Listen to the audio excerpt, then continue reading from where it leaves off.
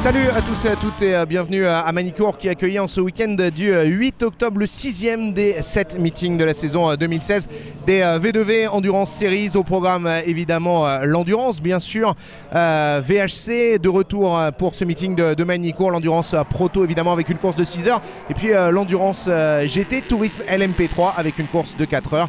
Bien sûr, au programme également le Challenge Monoplace et le Challenge Fugno qui disputait d'ailleurs son dernier meeting de la saison. Et quoi de mieux comme théâtre pour cette grande finale du Fugno 2016 que cette piste mythique de Magny-Cours qui a accueilli pendant 17 ans le Grand Prix de France de Formule 1. Un tracé long de 4 km 411, rapide et technique qu'on vous propose de découvrir tout de suite un petit peu plus en détail.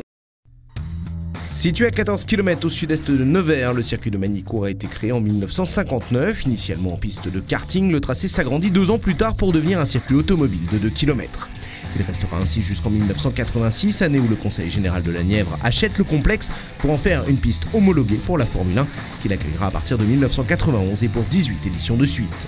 Reprenant des virages existants sur d'autres circuits F1, d'où les noms de courbe Estoril, épingle d'Adélaïde ou encore chicane du Nürburgring, ce tracé très technique et complet a notamment également accueilli les championnats du monde de voitures de sport, de superbike, le Bol d'Or et le championnat de France GT.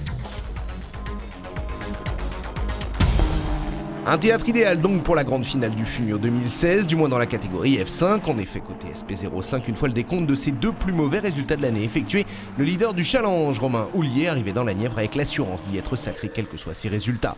Tant mieux d'ailleurs pour le vice-champion 2015 qui ne décrochait que la 3e place sur la grille de départ de la course 1, juste derrière son grand rival Jean Quelet et Arlan Boulin en pôle pour le 2e meeting de suite.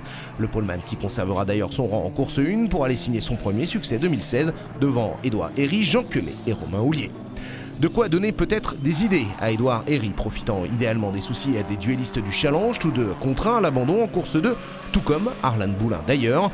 Le pilote de la numéro 8 s'offrira en effet non seulement sa première victoire 2016, mais même son premier doublé puisqu'il récidivera dans la foulée en course 3, finalement la seule du week-end d'avoir le champion 2016 et vainqueur de 12 des 18 courses de l'année. Romain Houllier monté enfin sur le podium.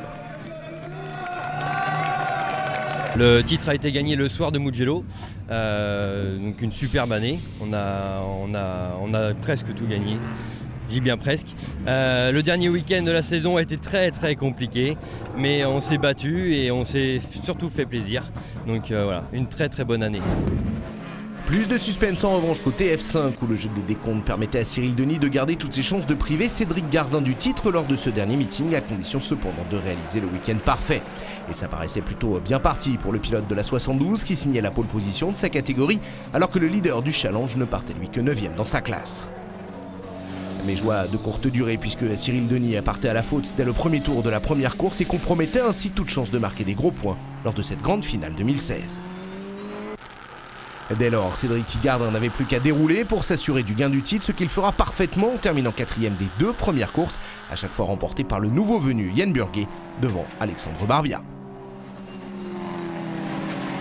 Largement suffisant pour permettre à Gardin de sécuriser son titre et ainsi disputer bien plus détendu la dernière course de l'année, qu'il bouclera en 8e position, bien loin d'Alexandre Barbia, cette fois vainqueur devant Yann Burguet du dernier Fugno 2016.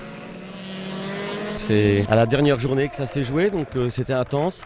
C'est vrai que là, j'étais pas dedans sur la dernière, donc on savait que le titre était acquis, donc voilà, superbe année pour pouvoir changer de catégorie l'année prochaine. Voilà donc pour ce 6e rendez-vous des V2V Endurance Series 2016 et en attendant de se retrouver dans un mois à Estoril, on se projette déjà sur le calendrier 2017 qui a été dévoilé ce week-end avec toujours 7 dates au programme, mais quand même 3 gros changements, n'est-ce pas Eric ? Oui, le premier gros changement, donc après Barcelone au mois de mars, traditionnel on va dire, on va aller sur un nouveau circuit qui vient juste d'être resurfacé, un circuit magnifique en Algarve au Portugal, Portimao. Deuxième changement, on retourne à Dijon, ils ont fini les travaux, donc on retourne à Dijon. C'est un beau circuit aussi, c'est certainement le circuit que préfèrent les Français aujourd'hui. Et on va à Jarama qui a été fermé pendant 7 ans. Jarama, circuit de Formule 1, au nord de Madrid, un circuit magique, donc ça va être sympa. Et ben voilà donc, ça donne envie d'être déjà en 2017, mais avant ça il faudra clore 2016, ça sera évidemment au Portugal pour la grande finale de la saison. Rendez-vous donc dans un mois, d'ici là portez-vous bien, soyez fidèles à Motors TV et évidemment soyez prudents sur la route. Salut à tous.